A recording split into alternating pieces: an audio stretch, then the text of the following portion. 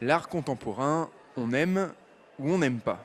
Et en Turquie, on aime de plus en plus. La foire d'art contemporain d'Istanbul est un événement qui prend de l'ampleur. Elle en est cette année à sa 4e édition. Petit à petit, l'art turc s'ouvre au monde. C'est une période très importante et il y a aussi de plus en plus de collectionneurs en Turquie.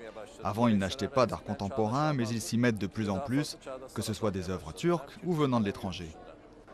Le tableau que veulent voir tous les curieux, le voici. La symphonie bleue de Burhan Doğançay, vendue 2,2 millions de lires turques, soit 1 million d'euros quelques semaines avant la foire. Un record pour une œuvre d'art contemporain ici et un pas très important vers la reconnaissance des artistes turcs. Maintenant, le monde fait attention à ce qu'il se passe en Turquie.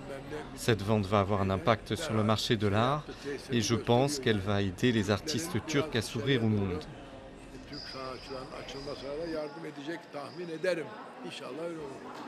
L'art contemporain turc est donc bien vivant. Il a ainsi attiré cette année plus d'exposants étrangers. Mais pour ce galeriste allemand, si la scène locale est très intéressante, le business de l'art est difficile en Turquie.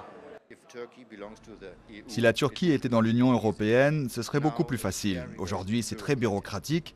Chaque jour, j'apprends de nouvelles informations, c'est encore plus compliqué. Ça me coûte plus cher de faire venir des œuvres ici. Alors je comprends pourquoi des Turcs me disent qu'ils préfèrent acheter dans des galeries turques. La vente de ces pièces, par exemple, a échoué. Selon le galeriste, c'est parce qu'elles reviendraient ici 30% plus cher qu'en Allemagne. Reste qu'Istanbul garde l'ambition d'être un haut lieu de création artistique. Un rêve qui sera en partie exaucé en 2010. Pendant un an, Istanbul aura le statut de capitale européenne de la culture.